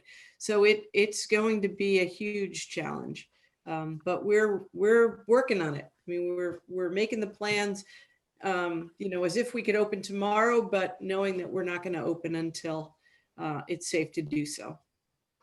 The one caution that I will have is as we go to that hybrid in January or February, is that I think a large aspect of the increase in numbers on the South End are families. One person has tested positive, so the rest of the 3 or 4 members of the family that get tested suddenly are positive. So you've got a clump of 5 or 4 right there. So I think that in part is what's driving the numbers. And so that's the only thing that I would watch cautiously in terms of going to the hybrid with the K4, is that you're going to have exponentially that many more bodies here. And that if someone has symptoms, it could, you're going to have a positive case. Yeah, it's not a matter of if, it's a matter of when. That's what and then how we respond to it, and making sure that we're cohorting appropriately and so on and so forth. And Brooke, if you don't mind, there's a couple of comments in the Q&A, and Lori, saying that our staff are doing amazing work and that we should definitely appreciate them. And I agree with that. But this next one, as a parent, I just want to make sure that our children come first. I want to know that our district is doing everything possible to return to in-person learning. I need that reassurance. At times I feel the district is very complacent to having students and staff at home. If teachers, faculty do not feel comfortable being in person, should you consider hiring new staff? And I would have to say that we are not the least bit complacent, and we've been working diligently to try and get as many students back as possible. And our staff are a part of that process, and our staff are representative of the entire population. And being with students is essential work. It's important work, and our staff want to be there. So we're not being the least bit complacent. And I just want to emphasize that I really believe our staff are doing all they can. We have digital thermometers at the resource center to share with families who may need one and can't afford one. That's from Caitlin Murray. So certainly there's a number there. Once I answer this question, you'll be able to see the phone number and the email address if you need that at home. And I appreciate all the efforts with the difficult situation, but remote learning for our 6th graders not working for us at all in the current system. There's so much room to improve the remote learning structure, communication, consistency. Is anything being done formally to understand the parent-student issues and make some significant structural improvements? And this is from Ryan Morrison, and I would encourage Ryan to call directly to Jeff Fankhauser at the middle, the 6th grade, because we are making efforts, and teachers have been trained and continue to get training in providing the best remote instruction possible. So I would encourage a call to Jeff Fankhauser if your student is really struggling, because there might be some other efforts that can be made to streamline that for you. And that will also let Dr. Fankhauser know what the specific problems are for you. And that's something we can use to improve the experience for everyone. Exactly. Okay, so we've had a lot of discussion and questions, and thank you, Mr. Lagerstad and Mrs. Stats, for coming in and providing that additional information. So at this point, we still have a question on the table for the board, and that is, what will we do with Dr. Moshe and the administration's recommendations to hold off until January to make a determination and to aim at returning February at the earliest? I believe correct me, Dr. Moshe, if I have summarized that incorrectly. No, if second semester, certainly for 7-12, it may not be exactly on that date of second semester, but that's our goal. It may be that we phase in, but it wouldn't be before that. So discussion among the board, if there's anything more to be said on those recommendations. Oh, and Mr. Myers has to add We first. have to wait.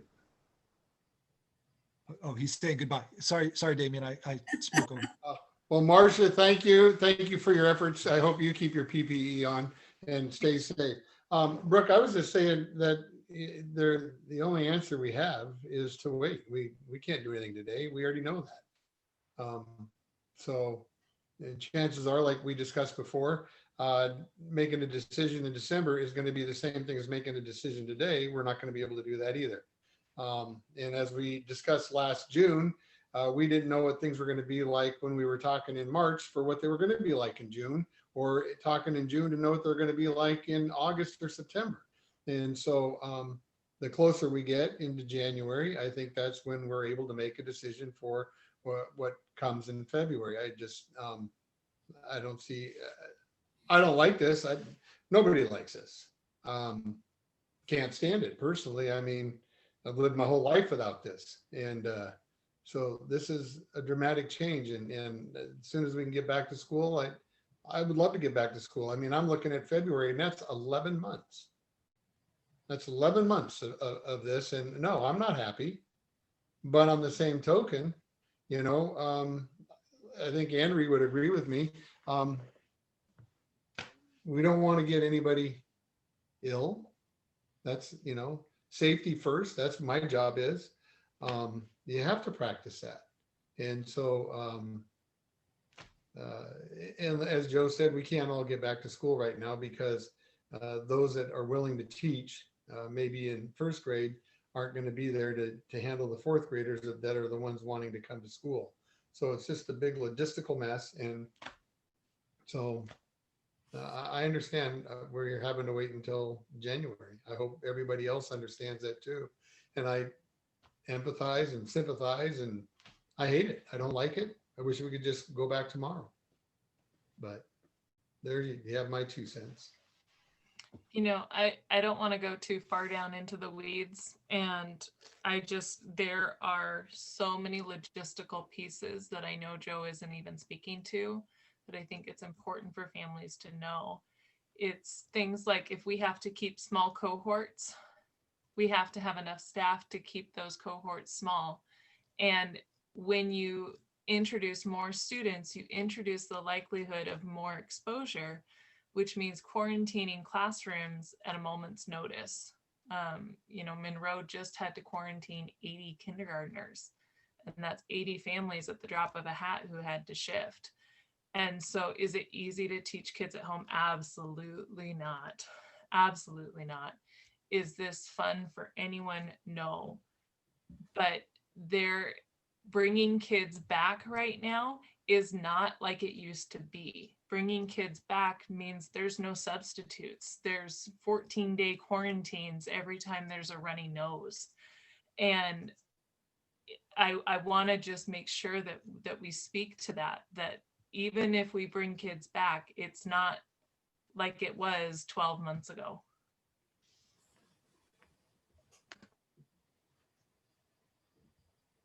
Yeah, I concur between what Andrea said and pointed out and just the numbers, the metrics. They just don't add to a place where we can move forward in any way at this point. So waiting until January feels like the most logical step when you look at the numbers and the math. Then I believe we're all agreed, Dr. Moshe. You have your guidance. Thank you. Thank you. Okay, now that we've moved on from the presentations, we can get into the actual new business items. So we have 4 memoranda to go through. The first one is Memorandum 2021-9, Approval of the Tribal Land Acknowledgement. Do I have a motion to approve this? I move to approve the tribal land acknowledgement. Do we have a second? Damien, do you want to second it or should I? Sure, I'll second it. I can't see you, Andrea, so I was just kind of waiting. We have a motion and a second. All those in favor, please say aye. Aye. Aye. There are none of that was unanimous, so I will not even call for any opposed. It has been a memorandum 2021-9 approval of the tribal land acknowledgement has been approved.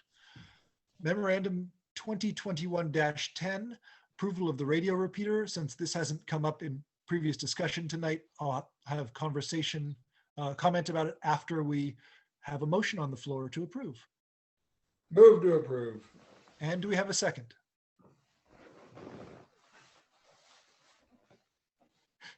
I'll second. I'm waiting for Anne. Motion is second. I was watching that game of chicken right next to each other. So, do we have any discussion on the approval of the radio repeater, or Dr. Moshe, would you like to note anything about it? I have been waiting personally for this for well over 2 years. We had a power outage 2 years ago that lasted long enough that our battery backup failed. And we had students in school and needed to use our radio for long distance communication. And we only had at that time, still have, only one station that is used by transportation. So we were trying to communicate to buildings while buses were on the road, and it was a mess. And so I immediately said, we need another channel. Come to find out that getting a radio repeater channel in this part of the world requires international relations with Canada. And it has taken this long for us to finally get this approval and to increase our range. So I wholeheartedly recommend the board's serious consideration of approving this request. I can speak from experience. We use repeater channels at work, and they significantly increase the reception and transmission. Significantly. It always cracks me up how expensive radios are. And this really, I felt like it was I needed an international treaty to get this to happen. So yeah. Well, we only had broadband to match. All right. Doesn't seem like there are any more questions, so I will call for a vote. All those in favor of memorandum 2021-10 approval of the radio repeater, please say aye. Aye. Aye. That was unanimous as well on a voice vote, voice count. So that has been approved. Next one, memorandum 2021-11 approval of update of policy 3205 sexual harassment of students prohibited. Do I have a motion to approve this? I'll move to approve. Okay. I'll second. All right, I have a motion and a second. Is there any discussion? We've already talked about this, but okay. Yeah, I was glad to see the AA came out of the Ann. Did you see that? You had to see it in the red, Brooke. I know you caught it. Yeah. Okay. All those in favor, please say aye. Aye. Again, unanimous. That has passed as well. Last one, memorandum 2021-12, approval of board retreat date, which we discussed as, let me get this right, taking place before the regular meeting on January 27th, with the mode of meeting to be determined later. Do I have a motion to approve that? Move to approve. Do I have a second? Second. We have a motion and a second. Is there any discussion to be had? I didn't figure since we already discussed it. All those in favor, please say aye. Aye. Again, unanimous. Okay. We have completed, that has passed. We have completed the new business action items. If there are any further public comment, it looks like there is one. This would be the time to do so. Please do mention your name and location if you have comment. Because we still have several things left to do, I'm going to ask that people continue putting in your comments. We will answer them during the reports. I'm going to note, Mrs. Stats mentioned no question, just wanted to thank you all for your support. I'm happy to be able to help. Please do not hesitate to contact me with any requests, suggestions, or questions. Thank you very much, Mrs. Stats. Your hard work is appreciated. And now we are on to Mr. Poolman. Yeah, good evening. This is the financial and enrollment report. The financial report is as of October 31st, and the enrollment is the November 1st count. Next.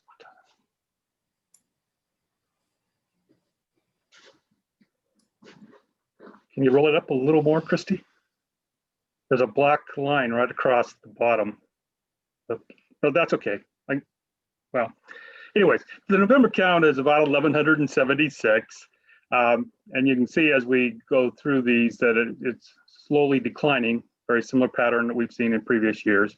But at the high school level, about 382 with about 32 more in the 9 to 12 SWA program, 183 in the middle school, 370 at the North Campus Elementary, and about 210 at the South Campus for 1176. Next.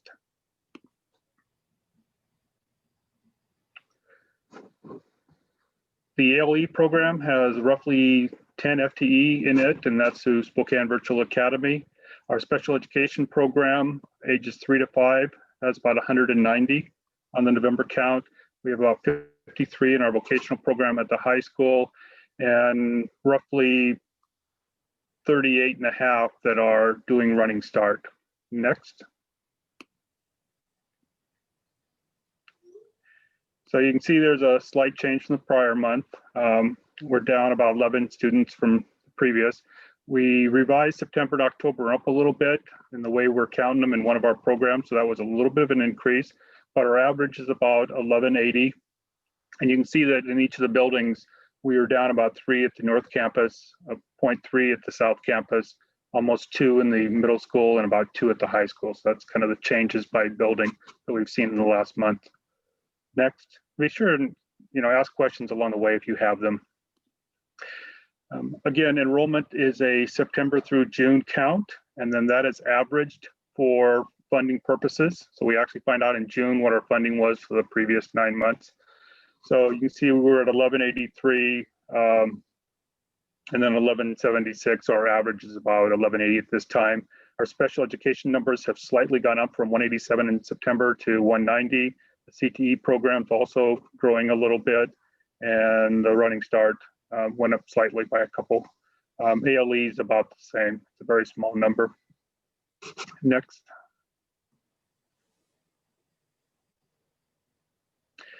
So this is just more of a historical look at our buildings, entities, or OSPI's way of referring to our buildings. So, the entity is a high school, the entity is the elementary, et cetera.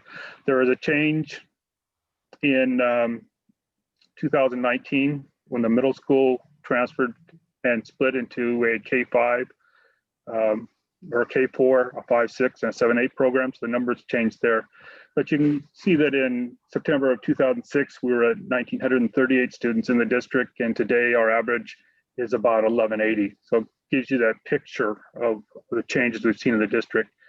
And, if you look at K4, went from 719, we're down to about 400, kind of gives you an idea of the demographic changes.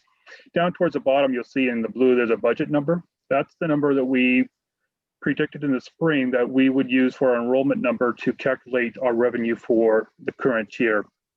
And you can see at the K4 building, we're down a little over 25, about 3 at 5-6, 12 in the 7th and 8th, and about 3 at the high school level. So we're down about 43 from our budget number. And the significance of that is that, for every FTE, you can use a round number of about $10,000 in funding. So that would tell me we're down about $430,000 from our funding from what we had projected. And again, we build a budget, we project revenue, and then we build our expenditures to that revenue.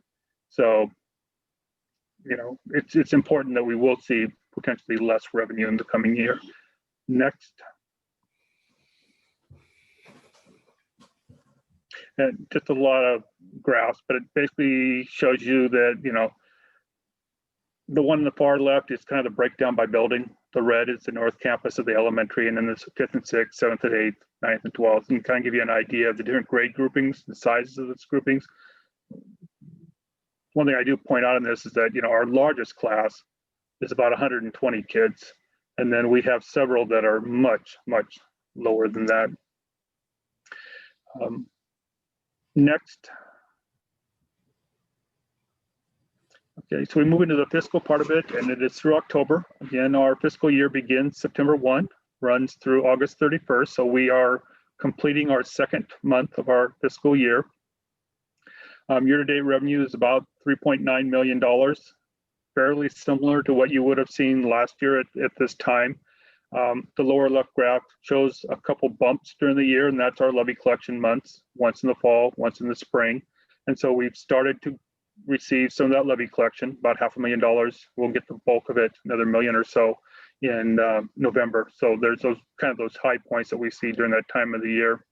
And the lower right is just a comparison of revenue for the past 5 years. And you can see that actually, you know, for a couple of years, our revenue is building, and now our revenue is actually decreasing. And that's due to several factors. Again, it's a lower enrollment number, but it's also a change in the funding formula where our regionalization is reducing by 2% every year. So we're getting less money per child for that type of thing. So it just gives you an idea. The little green lines next to the blue lines showed where revenue increased. And now you can see if they go below the line, they're actually a decrease in revenue. Next.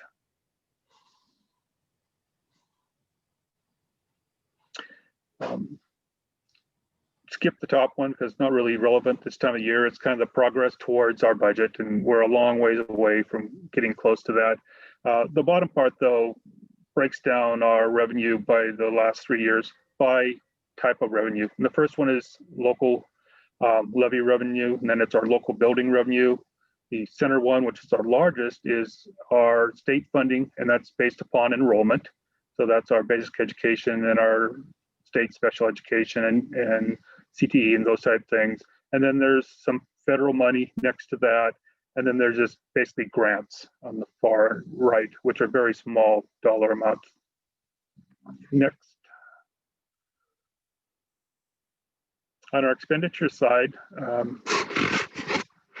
in this structure that we're using for, you know, education program we have today, we're seeing lower expenditure costs than we would see in a normal year. And payroll costs is one of those that is being lowered. A lot less costs and sub costs, additional time, the things that you would normally see. We're also not running athletic programs, so we're not paying salaries and travel costs for those type of things at this current.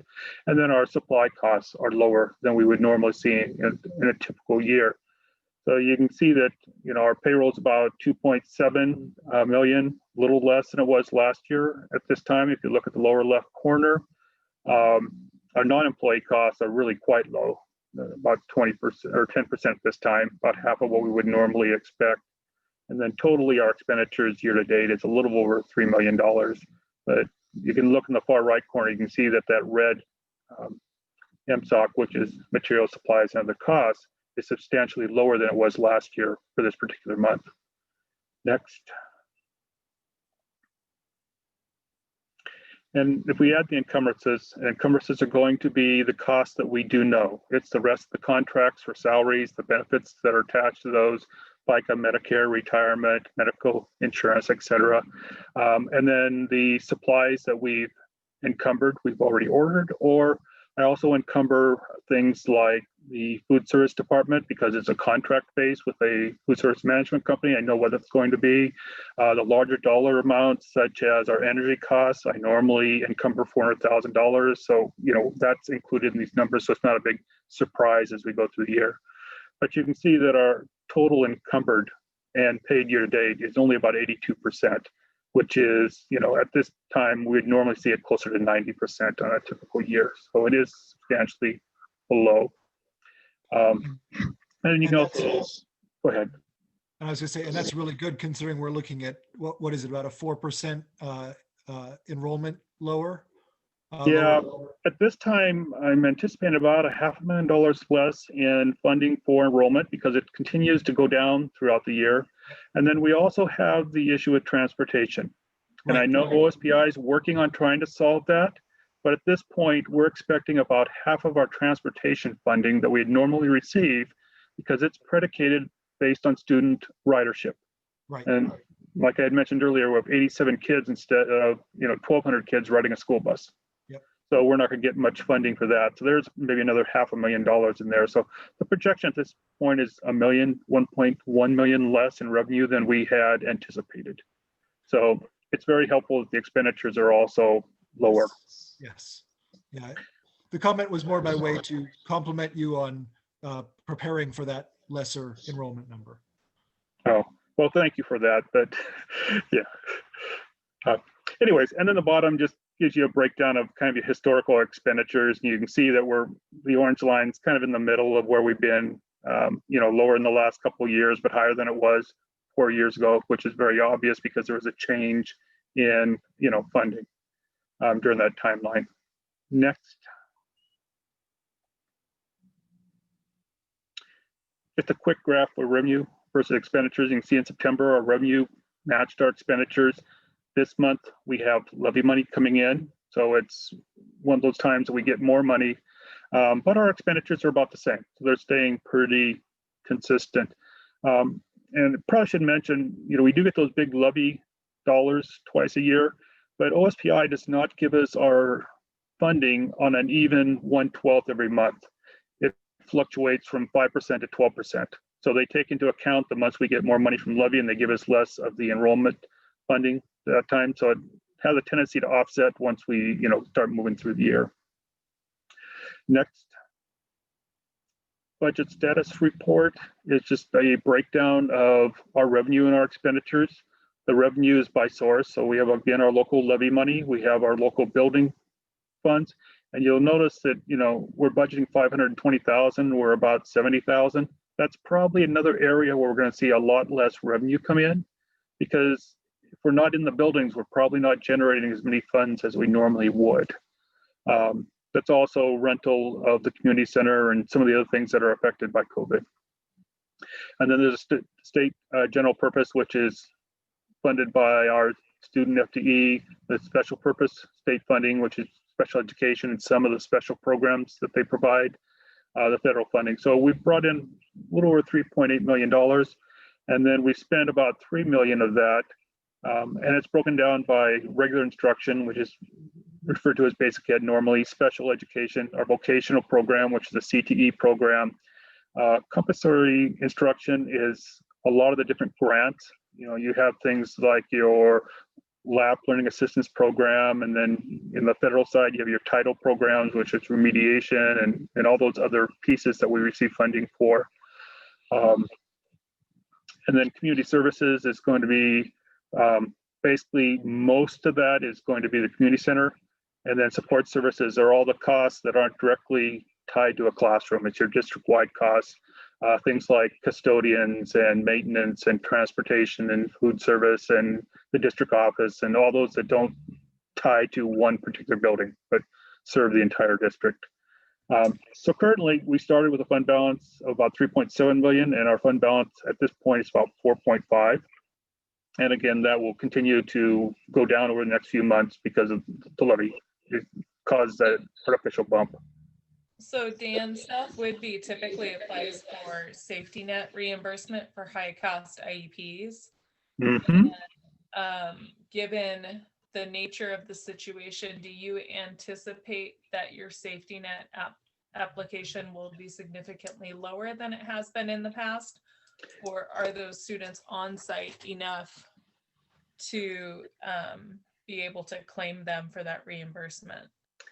I'm not counting on a safety net funding at all this year. In order to qualify for safety net, first off, you have to use all of your state and federal funding first. Mm-hmm. And the fact with the way that we're providing service and the reduction in hours of personnel, I'm not sure we're going to get to that point. Okay. So I don't think we're really going to qualify. Okay. And I think a lot of districts are going to find that same thing as we move through the year, where they have reduced costs in those programs. So in order to maintain maintenance and effort, do you foresee that special education is going to cost more than it typically has and pull from the general education fund more so because of the inability to apply? No, Okay. I don't really believe it will. Normally, we spend a higher percentage of expenditures than the state funds. I'm not sure, looking at our payroll costs and the things we're doing in the hybrid system, remote system, that we are going to go over that threshold this year. Okay. So I don't think it's going to pull more from the general fund. I just don't think we're going to have the capacity to apply for safety net. Okay. Hey, Because Dan, safety net is basically for those costs that are above and beyond what's funded. So I think we're going to be in a different position this year. And we'll know when we move into the spring, we'll have a better idea. But from everything I can project now, based on our numbers and our encumbrances, I don't think so. But the thing about safety net is, if you didn't spend it, you don't need it. It's a reimbursement of costs. hey, Dan, what is our current situation? Say that again. What is our current tenant situation? Are we like down a third, down a half, or maybe 10%? I don't have an exact number. Last time I looked at it, because it's kind of a moving target because of COVID, I think we're down about 40%. So I think we are maintaining the tenants we have, but we have done some rent relief to allow them, because a lot of them aren't able to operate because they can't bring people into the building. And so for those that haven't been able to, we've done some rent relief where basically they're covering costs, but not actually generating revenue at this time.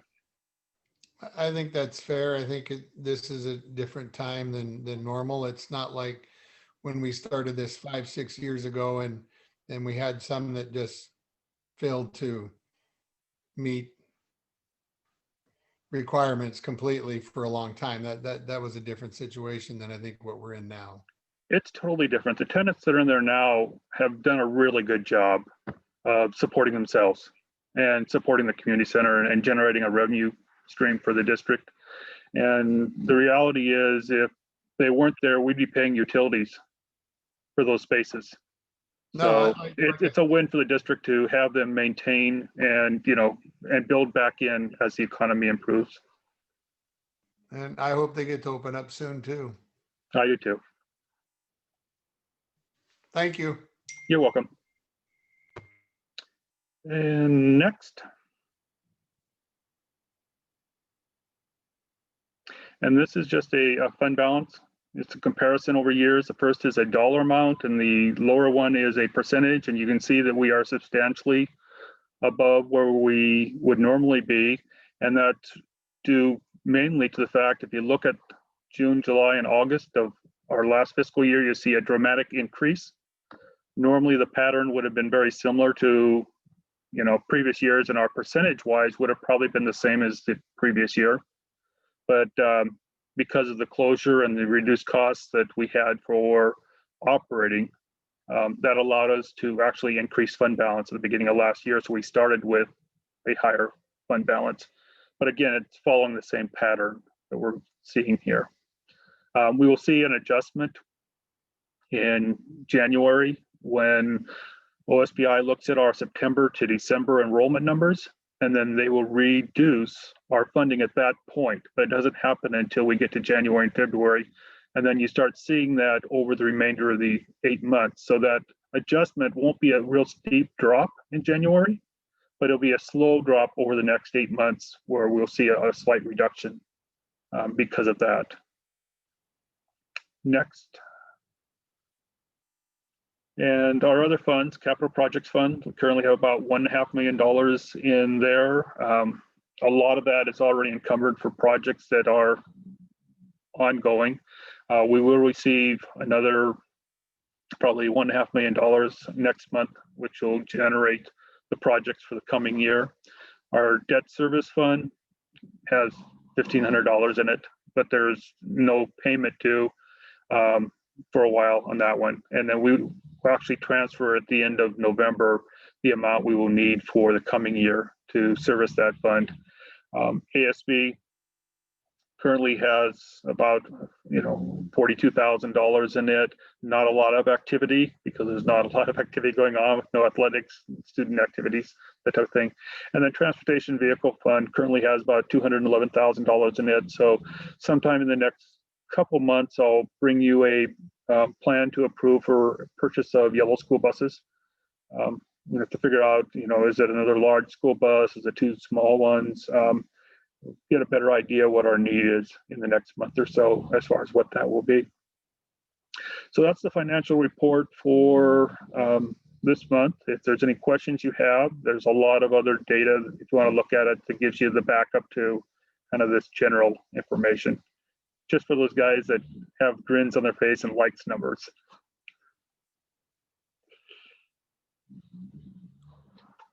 Thank you, Dan. It doesn't seem like there are any questions there, or rather they were handled during the presentation. Thank you as always. Sure, my pleasure. Dr. Moshe, Superintendent's report.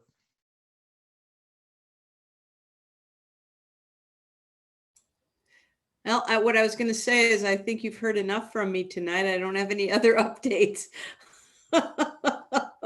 Yeah, you covered the important stuff already. There's not much else going on, but managing COVID. Okay, we'll go into board comments.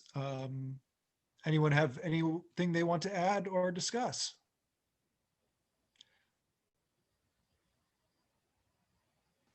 Not quite sure how to say this, but my job makes me go out and go places due to the fact that essential work. Same for my wife, and I feel for the people who can't get out. But at the same token, there's a different life out there when you are out and about, and it is different. And so it's not anything necessarily to be real envious of. Because now when I go places, I'm a lot more apprehensive about where I'm going. And people are a lot more, like for my wife and her line of work, they're a lot more easily irritable, especially in that round cylinder at 30,000 feet. So anyway, I just, I hope you guys understand that, I'm doing what I need to do to stay safe, and I hope you guys do too.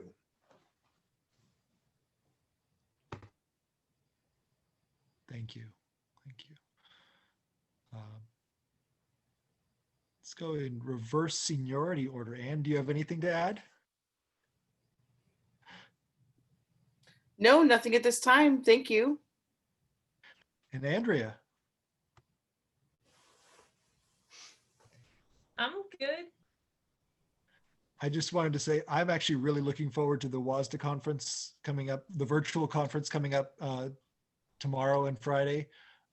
And I know you haven't done this yet, and there's a lot of the boot camp stuff to go to, but look at some of those breakout sessions. I was planning out my next 2 days, and there's some fantastic things on equity work, on legislative influences, on, well, for me, on leading a board and on building community relationships between the school district and the community. There's a ton of really great opportunities to learn from some really smart people around the state and nation.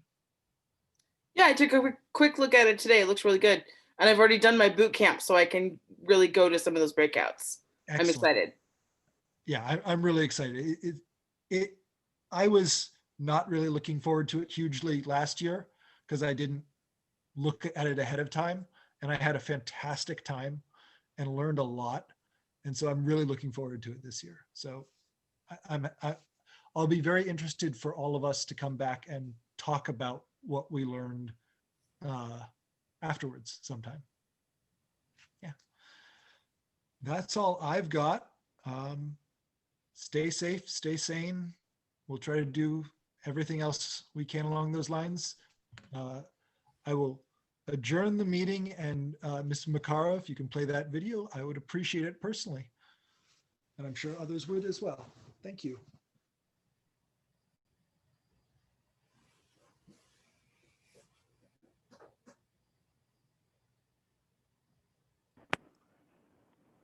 And also a thank you for those who stayed throughout the meeting.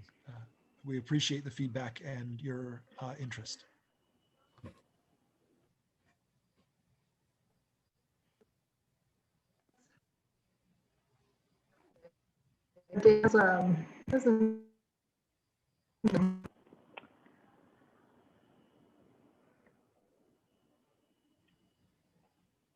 It just won't do it. I just will just end the meeting. You can look online. It'll be online. Can you, It just won't come up. even if you unshare, try again? Yeah, let me try again. Yeah.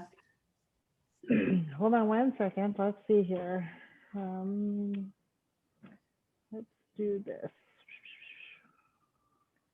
I don't know why those slides won't come off of here.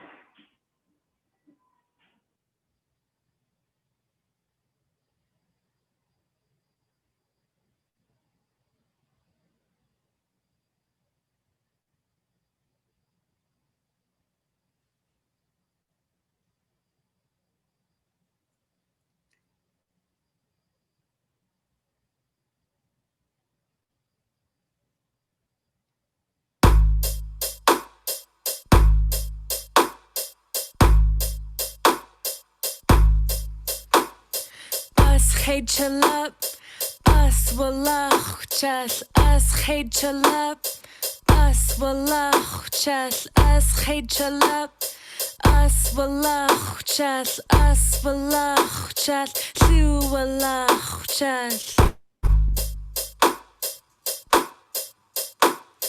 Us chalap, us walach chas, us chalap, us walach chas. Us chalap, us walach chas, us walach chas, lu walach chas. Ud yafti ko, yafti swatu tan. Adok chas jadar chas. Bad hadab ok achtest asab.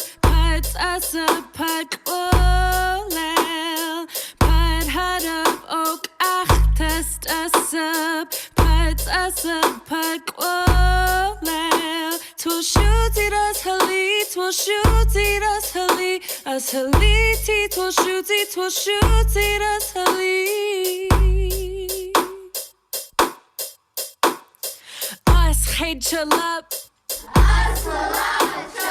Us chalap, us walach chas, us chalap, us walach chas, us walach chas, lu walach chas, us chalap, us walach chas, us chalap, us walach chas, us chalap, us walach chas, us walach chas, lu walach chas. Quaff walek, abalek, globe up globe. Slag hilch tea doof suck web, told all chad doof suck web. Hat tea slachel, as halichad, hat tea slachel, buck tea tia, yeah, hat tea slachel, see stel boof chest, guadza da twirl shooty, us halit, tea twirl shooty, us halit. Us chalap, us walach chas, us chalap, us walach chas, us chalap, us wallah chal, us wallah chal, lu wallah chal, us hate chalap. Us wallah chal. Us hate chalap. Us wallah chal. Us hate chalap. Us wallah chal, us wallah chal, lu wallah chal.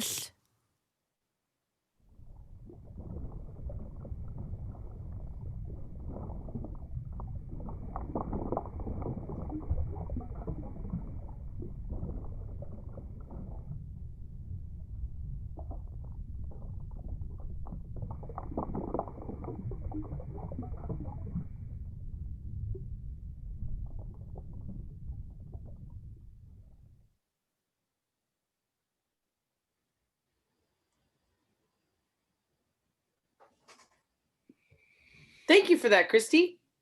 Thank you. That was really interesting. Yeah, really cool. Thank you. All right, awesome. You guys Have a good night, y'all. And have a good holiday. Best you can. All right.